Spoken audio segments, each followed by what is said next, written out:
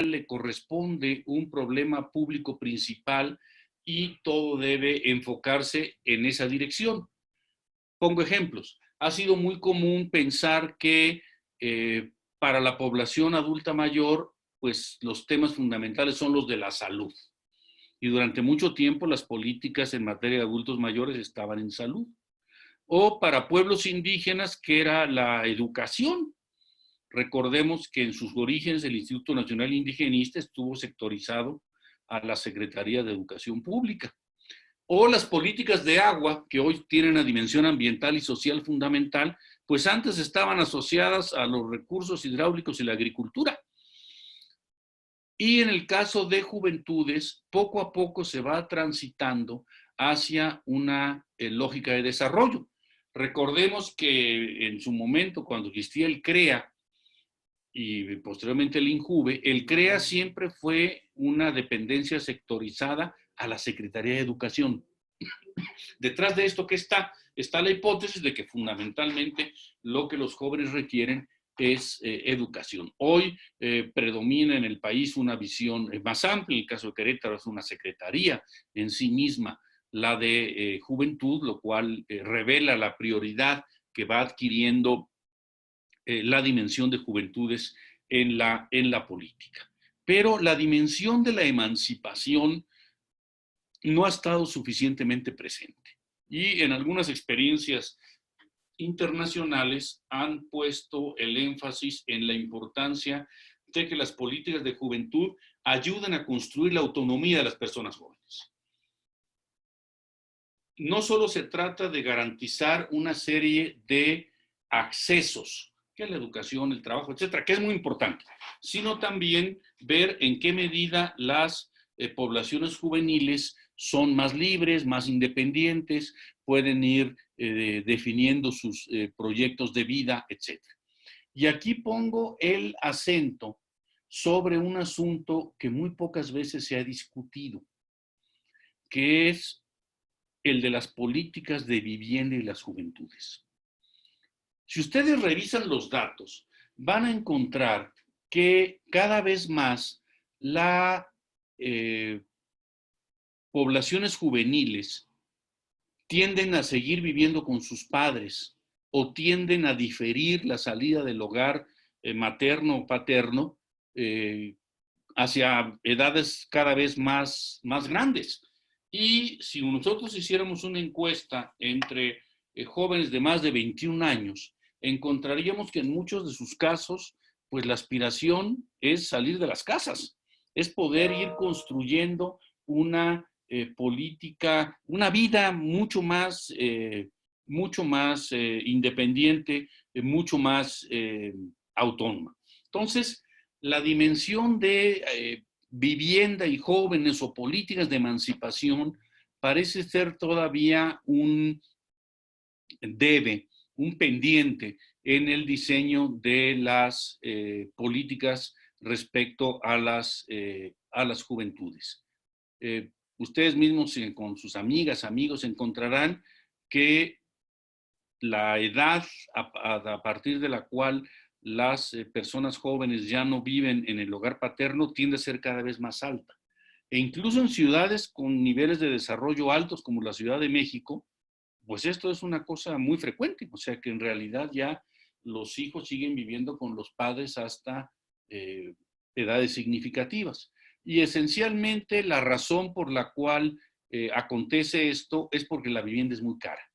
Porque el empleo al cual se accede es un empleo de una remuneración pues no muy alta y al mismo tiempo la vivienda, en este caso en alquiler, ya no estamos pensando en adquisición de la misma, se vuelve una vivienda cara, poco accesible. Entonces me parece que no tener miedo a la independencia de los jóvenes, incluso promover los mayores márgenes de autonomía, de emancipación, como se dice en políticas de juventudes, es de la mayor relevancia.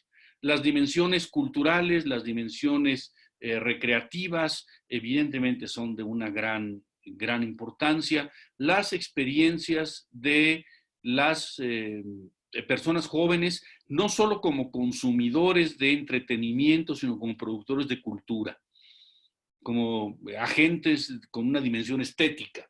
Puede ser también una de las dimensiones importantes. Es decir, las políticas de juventudes deben entusiasmar a los jóvenes, deben ser atractivas, deben ser motivadoras y no simplemente son políticas de provisión de ciertos servicios y ciertas oportunidades. Esto porque la creatividad, empuje, rebeldía de las poblaciones juveniles le hace bien a las sociedades. O sea, las sociedades cambian cuando hay fuerzas que se mueven, que aspiran, que demandan, que quieren construir nuevas relaciones sociales, que plantean nuevos temas en la agenda pública, y en ese sentido, pues las poblaciones juveniles están llamadas a cumplir un papel de primer orden. En este sentido, es de la mayor importancia que se profundice la participación política de las personas jóvenes, entendida en su dimensión amplia la política. O sea, la política no solo es la política institucionalizada en términos de los puestos de elección popular, etcétera, son también el conjunto de actividades organizadas en una sociedad que impulsan proyectos de cambio, que impulsan proyectos para que la dimensión de las aspiraciones juveniles estén correcta y adecuadamente expresadas en el campo de lo público. Cuando las poblaciones juveniles no están movilizadas políticamente, se siente un vacío, se siente una voz que no está debidamente presente en el ámbito público, pero cuando las poblaciones juveniles, y en la historia de México, pues esto es un elemento muy importante, cuando irrumpen estas poblaciones juveniles, sacuden el espacio público. Bueno, no está de más pues señalar la gran referencia histórica que tenemos de lo que representó el movimiento de 1968 para el país, que fue un movimiento esencialmente de poblaciones juveniles, u otros movimientos que ha habido a lo largo de la historia del país, en donde el ámbito de la dimensión juvenil adopta una resonancia nacional muy importante. Recordemos nada más algunos episodios más o menos recientes de la política mexicana en donde están involucradas poblaciones juveniles y cómo esto tiene repercusiones muy grandes. Cuando fue el levantamiento zapatista en el 94, la movilización juvenil para parar los enfrentamientos y demandar una solución negociada que posteriormente dio origen a la formación de la COCOPA, la Comisión de Concordia y Pacificación en Chiapas, y posteriormente ya sabemos lo que sucedió con los acuerdos San Andrés Larrainzar. El componente juvenil ahí fue importantísimo. Importantísimo. Recordemos también durante la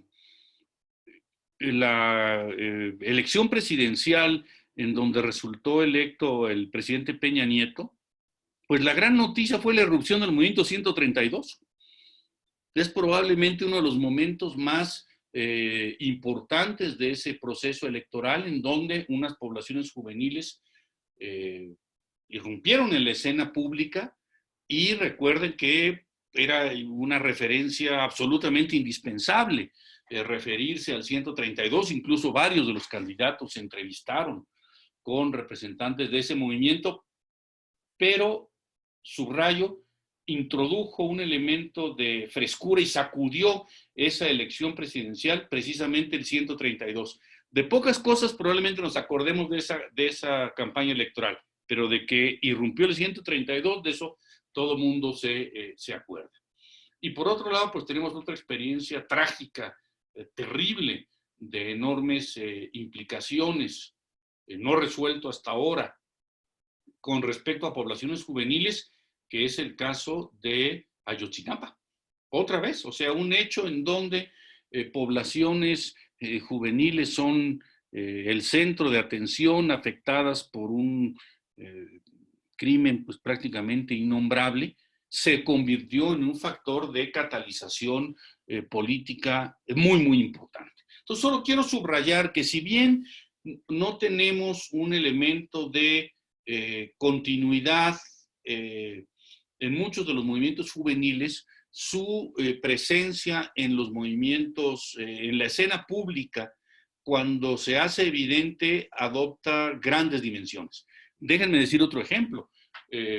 Prácticamente se reconoce que el gran empuje que tuvo la campaña, la candidatura presidencial de Cuauhtémoc Cárdenas en el 88, pues todo el mundo reconoce que su punto de inflexión fue su visita a la UNAM y el gran apoyo de poblaciones juveniles que ahí se tuvo, y posteriormente se ha documentado cómo fue la existencia de un movimiento juvenil, en este caso estudiantil, muy potente, uno de los motivos que explica que Cuauhtémoc Cárdenas haya ganado la jefatura de gobierno de la Ciudad de México. Con esto quiero yo decir que hay que combatir la idea de que a veces está presente en el discurso de que las personas jóvenes son apáticas, son despolitizadas, no les interesa participar. Más bien cada quien tiene sus modos de participar, pero con todos los ejemplos que les he mencionado hasta ahora, cuando participan en política o irrumpen, y utilizo deliberadamente la palabra irrumpir en el espacio público, siempre tienen implicaciones de carácter nacional muy importantes. Entonces, en ese sentido, pues llamar a poner atención en el enorme potencial transformador depositado en las poblaciones juveniles, y de cómo en ciertas circunstancias se ponen en movimiento una energía social muy considerable depositada en estas poblaciones. Pongo otro ejemplo. En los recientes sismos del centro del país, la Ciudad de México, etcétera, el voluntariado y el involucramiento de personas jóvenes en las labores de rescate, pues fue una cosa muy impactante, muy impresionante. Entonces, lo que quiero subrayar con esto es que estamos en presencia de una fuerza social con una capacidad de incidencia en la esfera pública muy importante, y que no hay que tenerle miedo a la participación de los jóvenes. Más bien hay que estimularla, acompañarla, seguirla, porque en muchos casos son los que marcan la ruta de las transformaciones que requieren nuestros países. Entonces, en ese sentido, el papel de las poblaciones juveniles no solo es el de ser receptores de una serie de bienes y beneficios derivados de la prestación de oferta programática de las instituciones, sino que también son un sujeto social transformador. Y en ese sentido, siempre tener muy presente el papel de las juventudes. Subrayo, por cierto, que debemos tener un enfoque de diversidad de las juventudes. O sea, creer que hay una sola juventud y que todas tienen las mismas aspiraciones y reclamos, pues sería un error. O sea, hay una matriz de desigualdad social en donde existen expectativas, aspiraciones y condiciones muy diferentes de las poblaciones juveniles. Existe diversidad política, existe diversidad sexual, existe diversidad cultural. Por ejemplo, el concepto de juventud entre pueblos indígenas es un concepto complejo. En realidad no es un complejo claro en la medida en que hay un tránsito mucho más acelerado de la vida infantil a la vida adulta. Y de alguna manera también el concepto de juventud es una construcción social que hay que desmenuzar y que hay que colocar siempre bajo este prisma de desigualdad y diversidades. No hay una sola juventud, hay juventudes, y hay que aprender a detectar y atender las peculiaridades de cada una de ellas. Para ya no aburrirlos demasiado, permítanme agregar un elemento.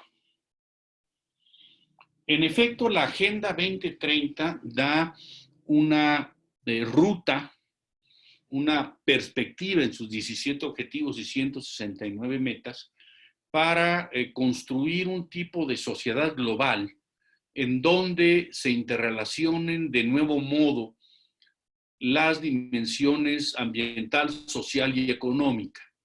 Y es una agenda, particularmente en sus objetivos, extraordinariamente ambiciosa. Si ustedes revisan el documento al cual hice referencia respecto al seguimiento de la implementación de la Agenda 2030, déjenme decirles que estamos un poco preocupados.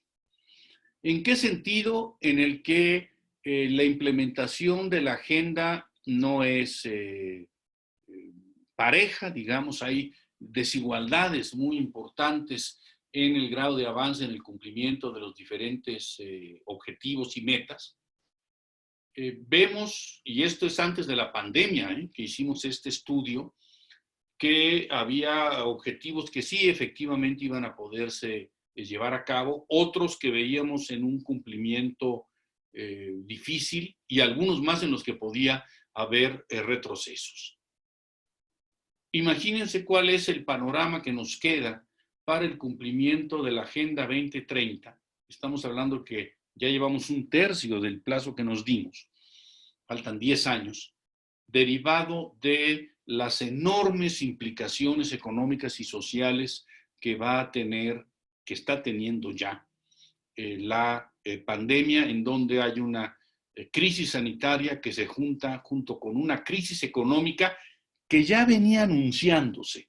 Tampoco hay que creer en la ilusión de que todo es producto del COVID-19. En realidad ya desde hace años la economía mundial daba muestras de problemas en términos de caída en los ritmos de crecimiento, en bajo incremento, cuando no retroceso en el comercio mundial y otra serie de indicadores. Pero ahora todo el mundo tiene claro que vamos a enfrentar una recesión prácticamente global, simultánea, en donde con el documento que presentamos el día martes, lo presentó la secretaria ejecutiva, respecto a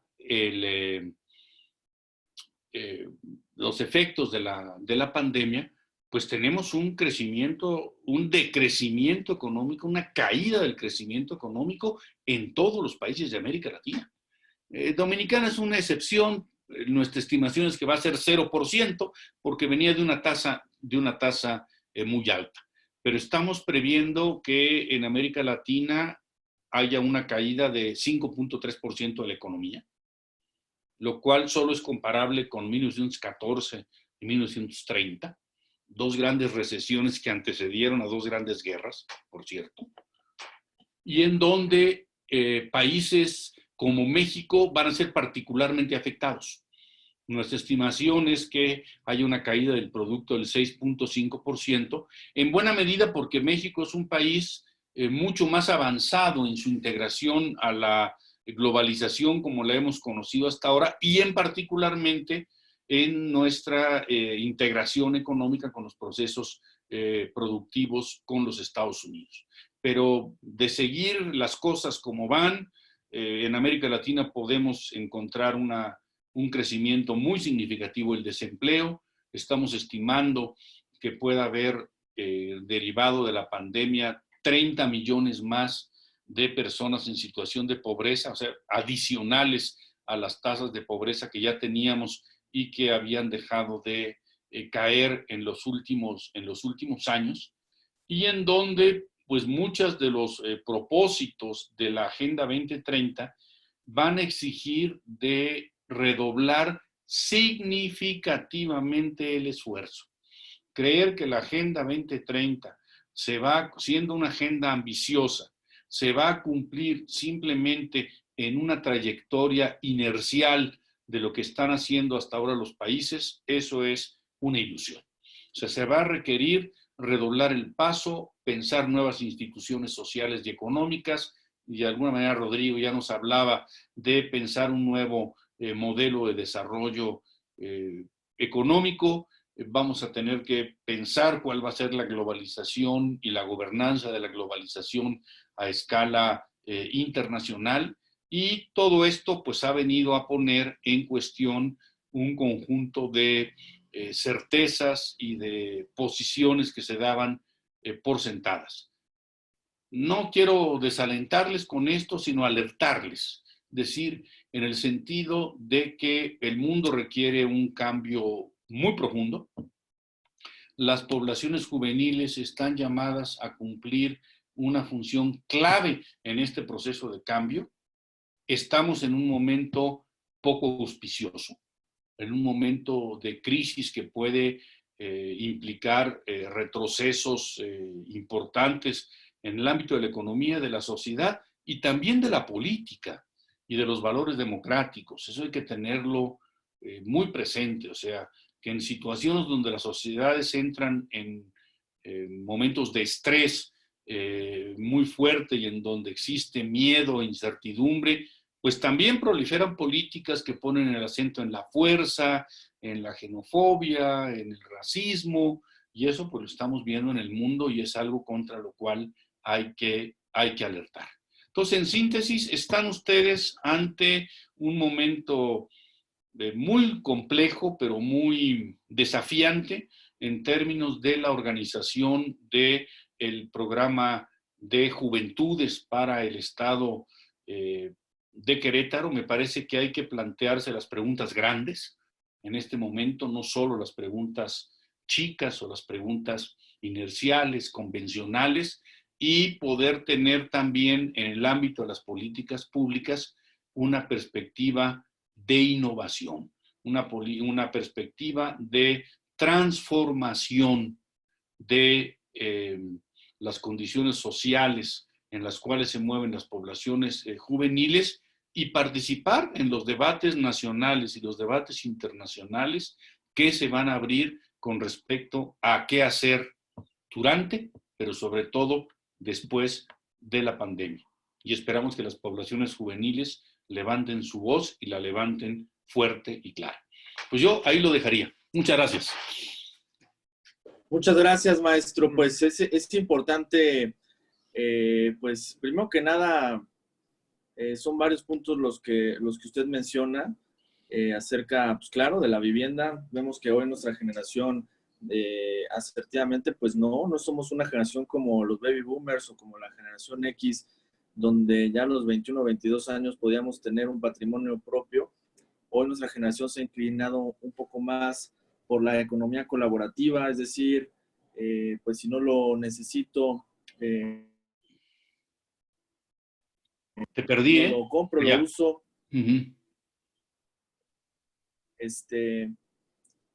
La economía colaborativa, que es un gran punto que nosotros también hemos estado desarrollando. Creo que pues es una profunda reflexión la que hace el maestro. Me encantaría que pudiéramos contestar algunas preguntas de nuestros participantes. Quiero que sepa que aquí hay titulares de juventud también de municipios, hay de nacionales y estatales de debate y oratoria, hay embajadores de la Agenda 2030, hay líderes juveniles que están en diferentes estructuras como la Red Mundial de Jóvenes Políticos, entre muchos otros.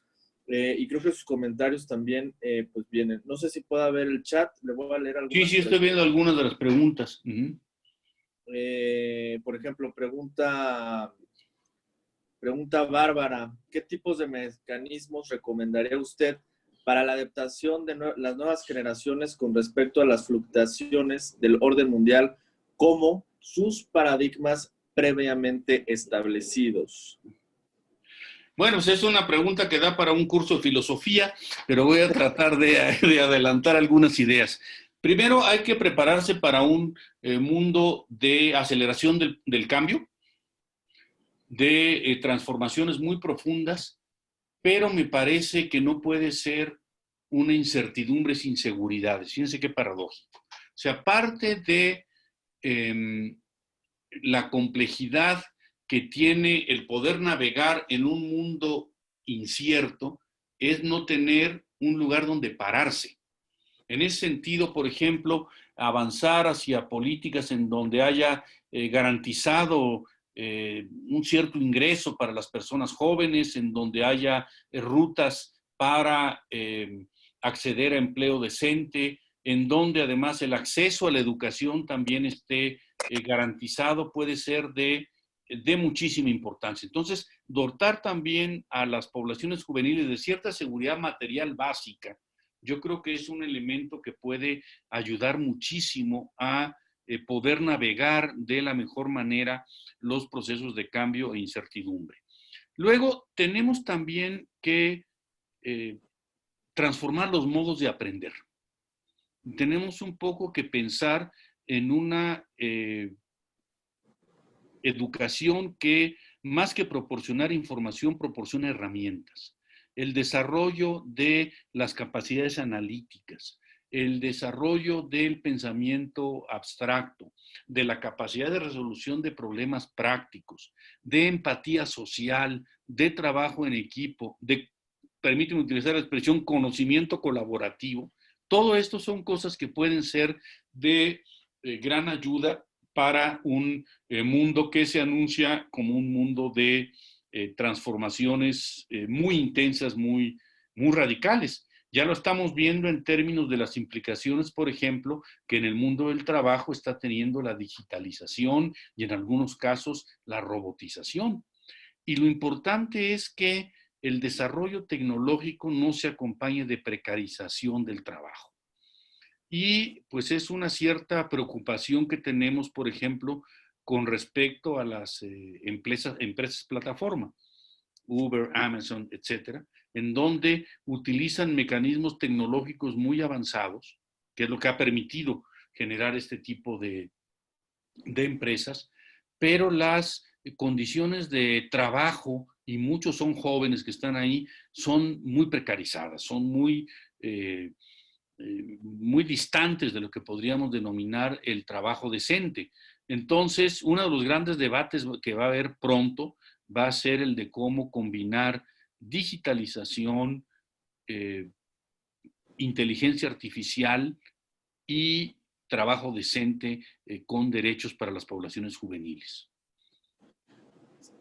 Definitivamente el tema del empleo es algo que me preocupa mucho y veo muchas preguntas en el chat también respecto a esto. Recordemos que estamos enfrentando pues, esta crisis. Por ejemplo, aquí le doy un dato maestro. La fuerza productiva en Querétaro somos 255,000 jóvenes. El 30% de todos los trabajadores en el estado somos hoy jóvenes. Estamos estimando por un análisis ya hecho, estudiado, algunas encuestas que hemos levantado desde finales de marzo, que aproximadamente un 30-45% vamos jóvenes a estar cayendo en la parte de su ocupación. Estamos pues muy preocupados acerca de esto. Por eso estamos volteando a ver esta generación al tema del emprendimiento, al tema de que nosotros podamos autoemplearnos. Pero bueno, para no quitar el tema de las preguntas, por aquí también pregunta Cintia, ¿existan políticas públicas para los riesgos psicosociales para los jóvenes? Sí, como preocupación, pero la escala parece todavía muy corta, muy pequeña.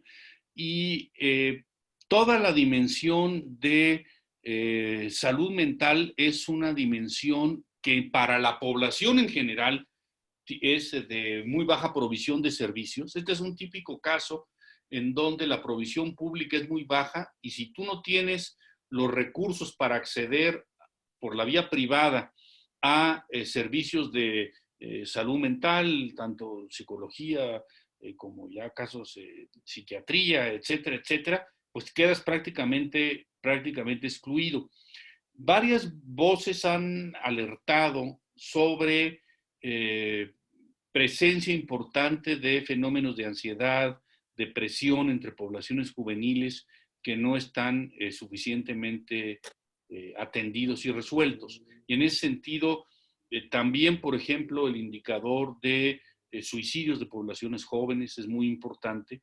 Y otra cosa de la que hay que hablar, la grave situación en materia de violencia en el país se abate fundamentalmente sobre poblaciones jóvenes. Entonces, hay toda una dimensión de la salud mental que tiene que ver con violencia, ansiedad, depresión, que merecería mucho más atención y mucho más cobertura por parte de las instituciones públicas. Así es un tema fundamental. Nada más por poner un dato, la primera causa de muerte en jóvenes aquí en el estado de Querétaro son los accidentes automovilísticos, desafortunadamente, pero el segundo son los suicidios. Hablando de salud mental, acompañamiento emocional, aquí también en la Secretaría de la Juventud lo hemos tomado bastante en serio. No es tema de esta conversación, pero los invito Pero sí también. Es de gran relevancia, ¿eh? Es de gran relevancia. Los invito a conocer la línea COVID, donde tenemos al día de hoy la Secretaría de la Juventud coordina 120 psicólogos para atender vía telefónica y la siguiente semana de manera virtual a través de una plataforma a pues toda la población en general. 120 profesionistas psicólogos clínicos que están ayudando pues para pues ya 40 días de aislamiento, pues no son poca cosa y debemos de mantener nuestra mente sana. Pregunta aquí Marta Jiménez, por cierto, campeona estatal de debate y oratoria.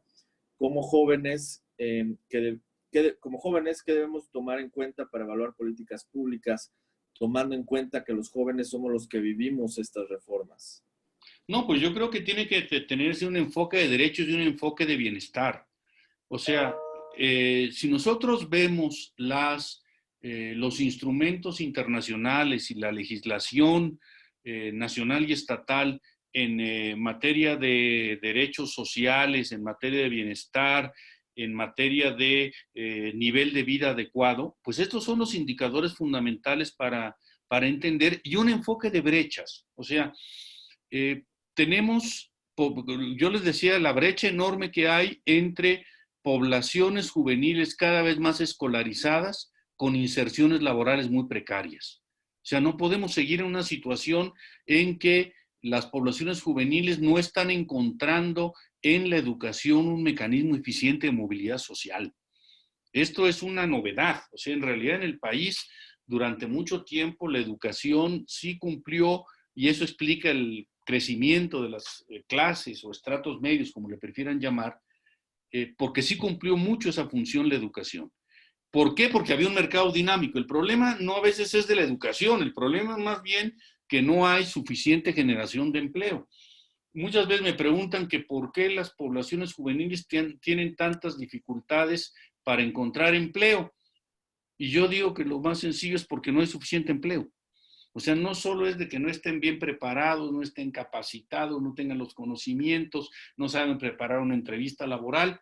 En realidad tenemos una sociedad que está ofreciendo poco empleo para poblaciones calificadas. Y esto, ¿saben qué se ha traducido? En que se han ido conteniendo y deprimiendo los salarios profesionales. Es muy sencillo. Si ustedes quieren contratar a un arquitecto y ponen un anuncio, pues no les va a llegar a una o dos personas, les van a llegar 100 personas. Imagínense lo que significa tener muchas personas compitiendo por pocas plazas, pues eso significa que las condiciones salariales y laborales van a ser bastante poco auspiciosas. Y luego, pues tiene que ver también con mejorar todas las dimensiones de la vida, tiene que ver con lograr la igualdad sustantiva de género entre hombres y mujeres jóvenes, garantizar que las brechas de género no se sigan reproduciendo. En general, fíjense que es muy peculiar que la brecha educativa entre hombres y mujeres se ha ido cerrando bastante, pero no la brecha de inserción laboral. Cuando hay hombres y mujeres con iguales condiciones de escolaridad, por lo general los varones tienen mejor inserción laboral, ya sea en ramas y actividades de mayor remuneración o en posiciones de mayor mando o de mayores ingresos. Entonces, el enfoque de brechas es un enfoque muy importante, el enfoque de derechos y el enfoque de bienestar. Totalmente de acuerdo, maestro. Las siguientes preguntas, tanto de Oscar y Bárbara, que les mando un fuerte saludo, Igualmente, tienen que, igualmente. tienen que ver con el empleo. Por ejemplo, Oscar menciona acerca de que a nosotros como jóvenes nos han enseñado a trabajar para alguien más. De ahí la necesidad de la promoción, o sea, de lo que nosotros como jóvenes y como generación, como millennials, como centennials, no hemos bajado el dedo del renglón en temas como el emprendimiento y la innovación.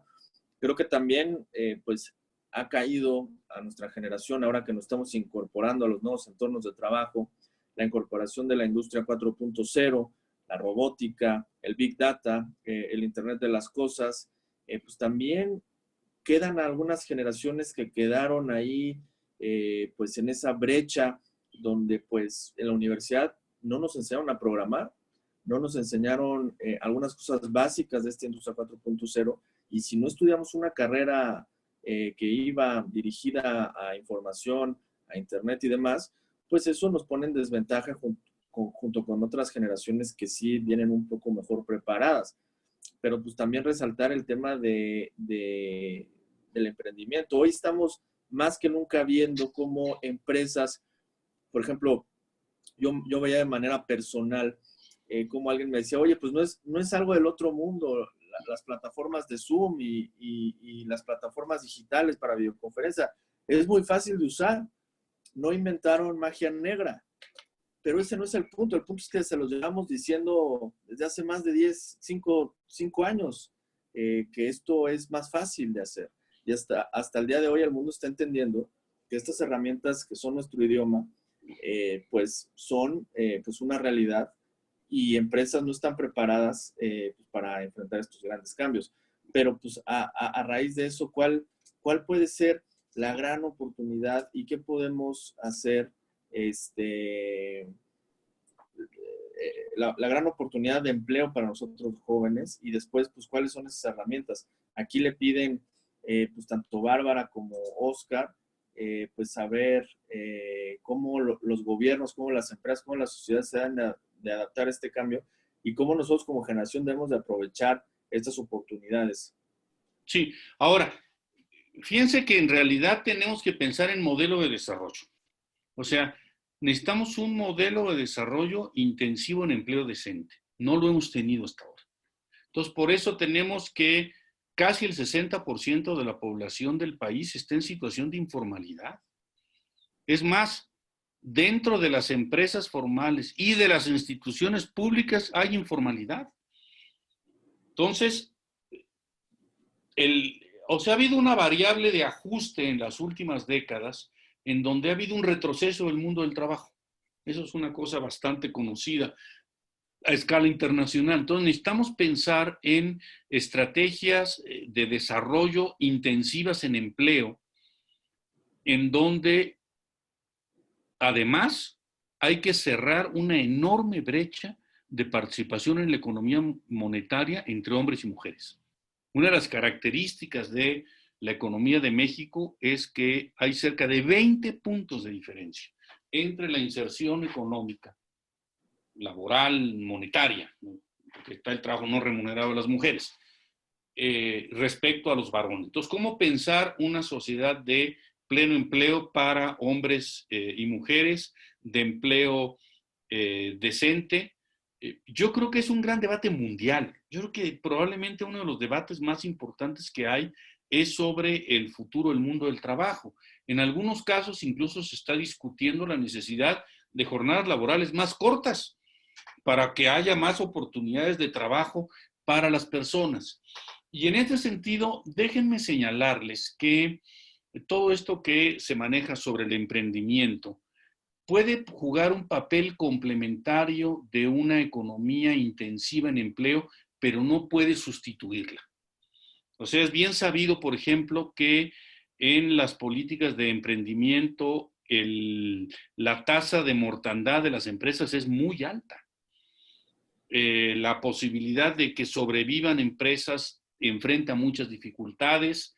Las barreras de entrada son muy importantes. No es lo mismo poner una empresa y empezar con una actividad de autoempleo contando con una dotación de capital propio que te permite efectivamente madurar el proceso de inversión, que no contar con él o que acceder a un crédito y luego no tener las mejores condiciones posibles. Entonces, sí creo que puede ser un factor complementario, pero no puede sustituir el hecho de que a escala global la economía produzca suficientes empleos y empleos bien remunerados, porque en general lo que tenemos es que donde hay más empleo hay menos salarios y donde hay más salarios hay menos empleos. Es lo que la CEPAL llama la heterogeneidad estructural de las economías. Entre más pequeño una empresa, hay excepciones, pero entre más pequeño una empresa, más bajos los ingresos.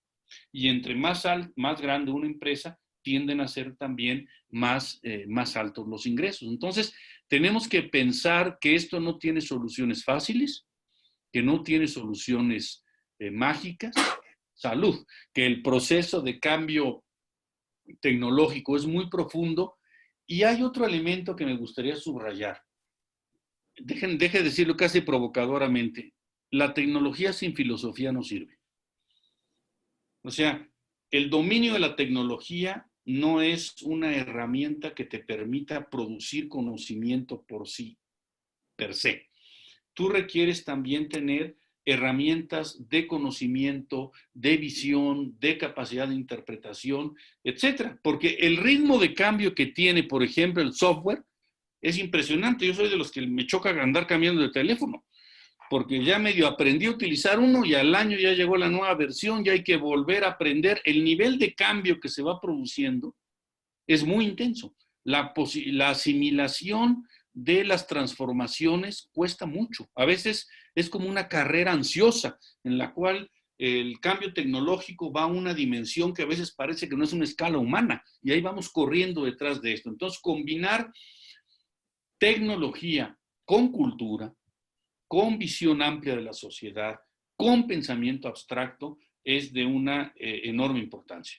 Pero un debate grande, grande, grande es el del futuro del mundo del trabajo y dentro de él el papel de las poblaciones juveniles en un proceso de cambio súper radical de los procesos de producción y consumo a escala global. Perfecto, muchas gracias, maestro. Y creo que eso también complementa un poco la pregunta. Por aquí Oscar pregunta algunas cosas, pero bueno, la última pregunta de Oscar y también de una de nuestras embajadoras de la Agenda 2030, de Ana Quesada, pregunta muy puntualmente su opinión, maestro, acerca de cómo esta crisis sanitaria, esta pandemia, va a afectar el cumplimiento de los Objetivos de Desarrollo Sostenible 2030. No tengo duda de que es una muy mala noticia, que pone en cuestión la posibilidad de cumplimiento de metas. Si el primer objetivo es poner fin a la pobreza en todos lados y en todas sus formas, y lo que estamos teniendo ahora no solo es un descenso insatisfactorio de la pobreza, en algunos casos un incremento, sino la previsión de un incremento significativo de la misma, pues es obvio que no es una buena noticia. Lo mismo en términos de salud a lo largo de toda la vida, el de empleo y trabajo productivo para todos. O sea, yo creo que provoca y genera desafíos y adversidades importantes. Esto no significa que uno deba darse por derrotado, pero sí tiene que tener claridad que lo que viene está bastante más cuesta arriba y por ende se necesitan políticas mucho más abarcadoras, mucho más innovadoras, mucho más audaces, mucho más ambiciosas. O sea, de entrada vamos a tener consecuencias negativas, pero también hay que aprender de la historia.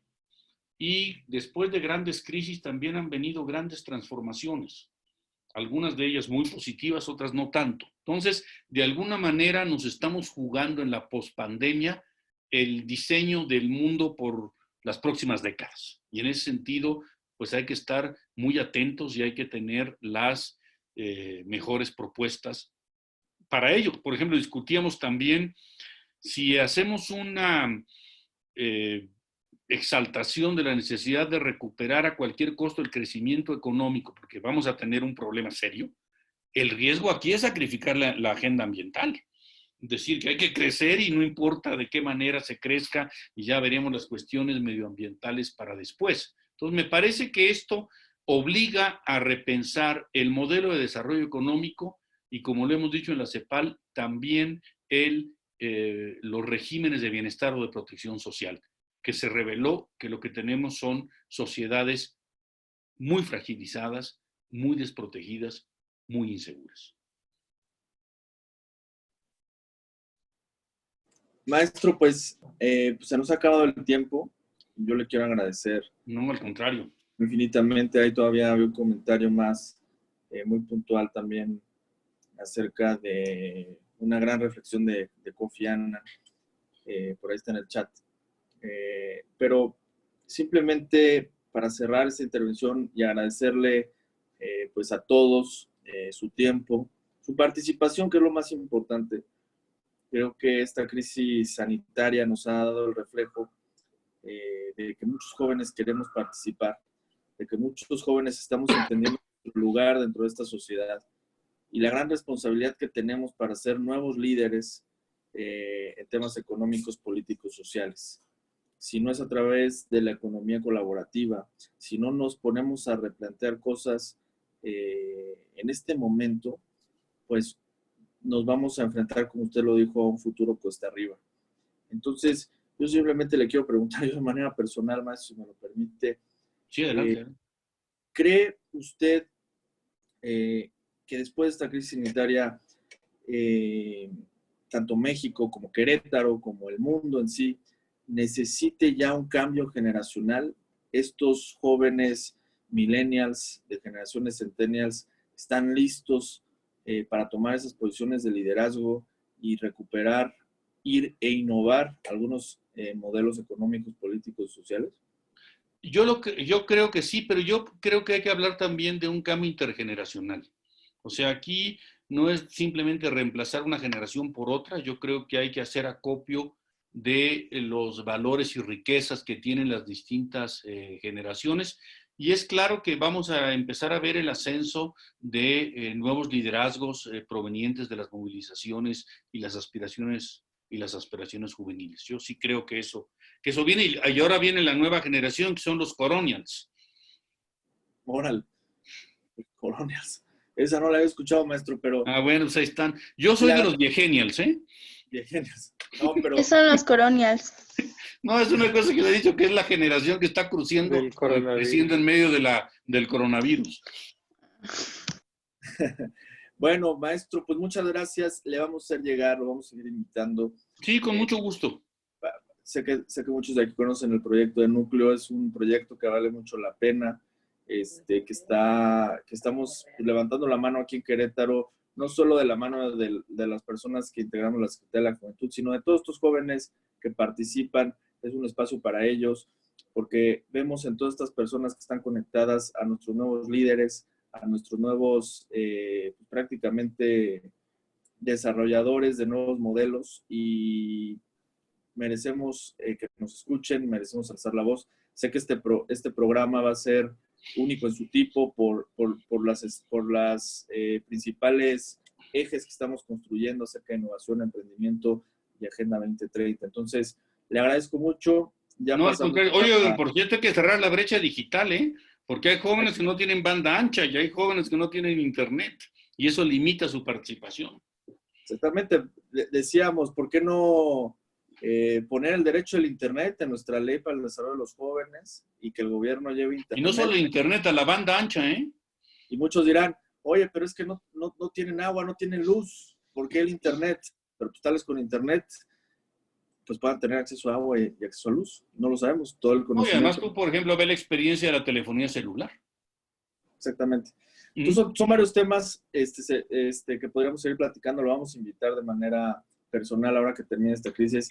Los jóvenes de Querétaro lo quieren escuchar, su alta experiencia en diferentes instancias de gobierno, en diferentes movimientos sociales, como nos lo puedo dar en su ponencia, pues hablan mucho de su capacidad, y que usted esté hablando hoy con tantas personas jóvenes, pues nos inspira a seguir pues tratando de trabajar inclusive más fuerte de lo que estamos haciéndolo el día de hoy. Entonces, Pues muchas gracias, maestro. No, pues muchas gracias a ustedes, estamos en comunicación y suerte con el programa, hagan una cosa muy innovadora. Muchas gracias, maestro. ¿Algo claro que sí. ya para irnos? Nada más, secretario, si me permite agradecerle al maestro y referente a lo que comentaban, es para nosotros un gusto el poder seguir colaborando con CEPAL. Compartirles la semana pasada, secretario, que nos reunimos directamente en un enlace vía Zoom con el observatorio, con el JUVELAC, con el Observatorio de Juventud de la CEPAL, para que nos apoyen con la elaboración de este programa. Y ojalá podamos contar con su participación nuevamente, maestro. Sí, como no, con mucho gusto estamos a sus órdenes. Y felicidades Muchas a todos. Bueno, suerte y cuídense mucho, por favor. Paciencia. Gracias. Hasta luego. Vaya. Mucho ánimo. Hasta luego, igualmente.